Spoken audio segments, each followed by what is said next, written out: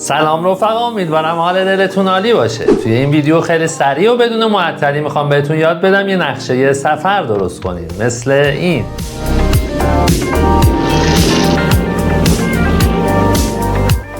پس اگه دوست داری این آموزش رو یاد بگیری حتما تا انتهای این ویدیو همراه من باش.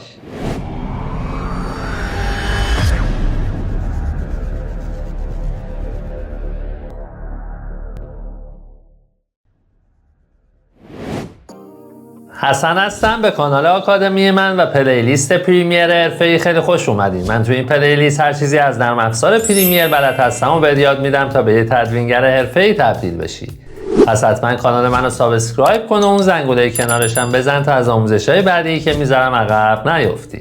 خیلی سریع بریم روی سیستم و استارت کارو با هم دیگه بزنیم. اول از همه عکس نقشه‌ای که می‌خواین رو انتخاب می‌کنین و من توی کپشنم یه لینک براتون میذارم که میتونین ازش استفاده کنین و انواع و اقسام نقشه‌ها رو توش پیدا کنین.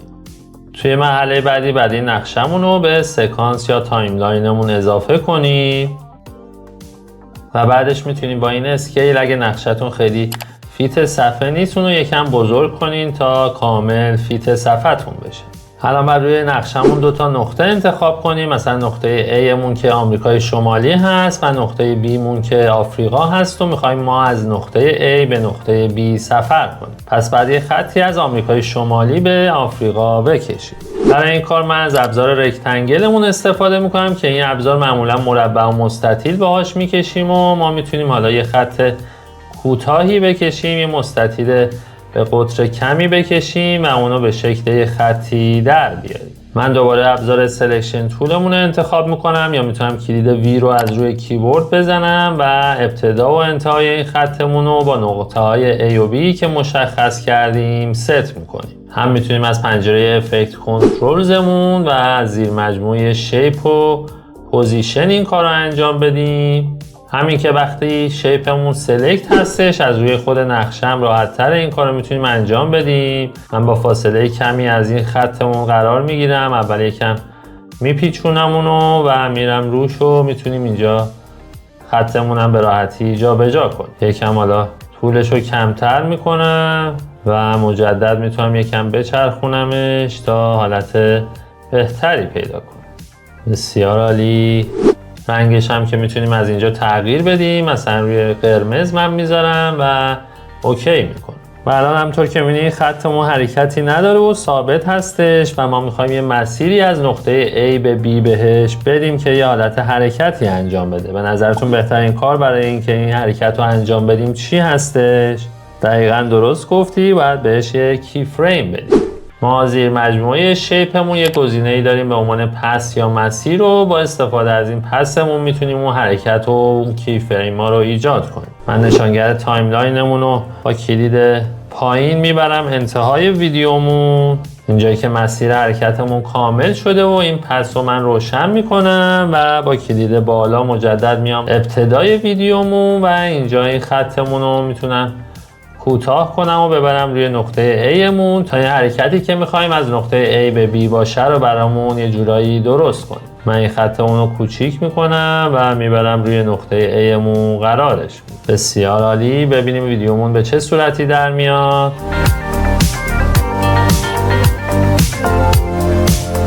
میبینیم که از نقطه A به نقطه B حرکت کرد. برای اینکه کارمون خیلی قشنگتر و حرفه‌ای‌تر هم بشه میتونیم چند تا افکت روی این پروژه‌مون انجام بدیم که یه حالت 3D به خودش بگیره و از این سادگی محض خارج بشه. اولین کاری که باید بکنیم این دو تا لایه‌مون رو انتخاب می‌کنیم و اونا رو با هم دیگه نستشون می‌کنیم.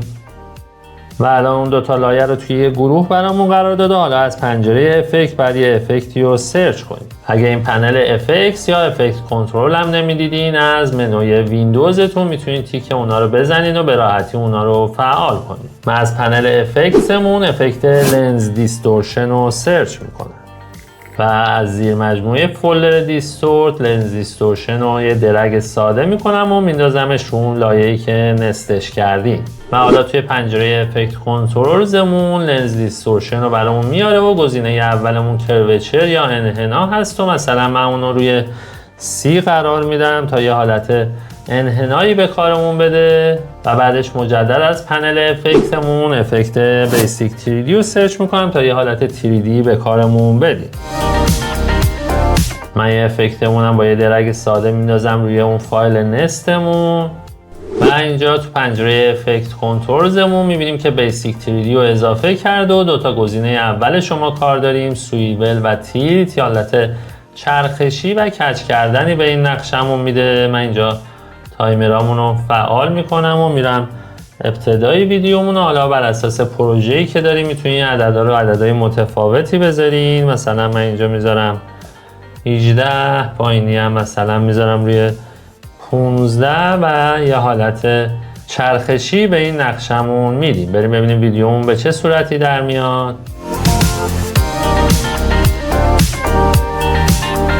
خب الان نقشمون یه حالت 3D پیدا کرد و داره تکون میخوره و خیلی نسبت به اون حالت اولیه و ساده و مبتدی که داشت بهتر شد. الان تنها کاری که باید بکنیم اینه که این حواشی سیاه و سفیدی که کنار نقشمون هست و حذف کنیم. برای این کارم افکت ترانسفورم رو من سرچ میکنم و از زیر مجموعه پوشه دیستورت اونو به این فایل نستمون اضافه میکنم. حالا از پنجره افکت کنترل میرم و افکت ترانسفورم رو پیدا میکنم و این شاتر انگلمون رو میذارم روی 180 و این تیکم ورش میدارم. نشانگرمون رو میرم ابتدای ویدیومون و کی فریم های پوزیشن و اسکیلمون رو من روشن میکنم و میبریم روی نقطه ابتداییمون که آمریکای شمالی بود اونو قرارش میدیم. من یکم اینجا زوم میکنم، پوزیشنمون هم تغییر میدم.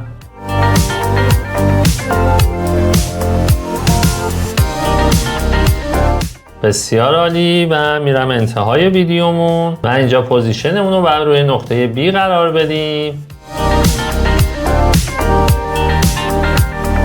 بسیار عالی و حالا نمیخواد خیلی هم روی نقطه هایی که انتخاب کردین زوم کنین و یه فاصله از نقشمون داشته باشه. به نظرم خیلی قشنگتر میشه. برای اینکه این کارمون هم خیلی نرمتر انجام بشه، دوتا نقطه اولی که روی پوزیشن و اسکیل قرار دادیم و سلکت میکنیم و روش یه رایت کلیک انجام میدیم و از زیر مجموعه تمپورال اینترپولوشن ایز اوت رو انتخاب میکنیم. همونطور که می‌بینید حالت کی فریم هامون رو تغییر داد و این کارا برای دوتا کی فریم انتهاییمون هم انجام میدیم و اونا رو ایز این میکنیم. خب حالا بریم ببینیم فیلممون به چه صورتی در اومد.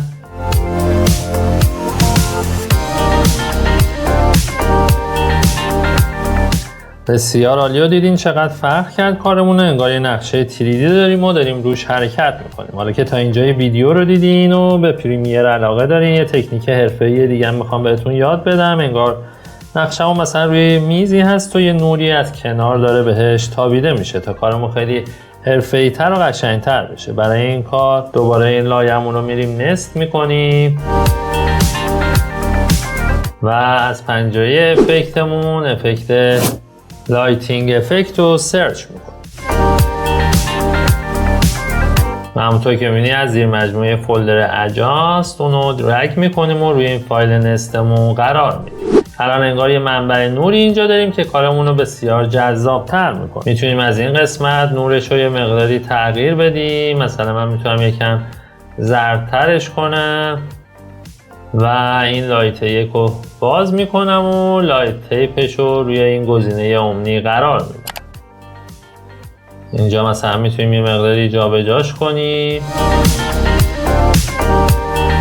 و من میبرمش گوشه بالا سمت چپ تا یه حالت بهتری پیدا کنه و حالا اگه ویدیومون رو پلی کنیم میبینیم چقدر کارمون متفاوت شد.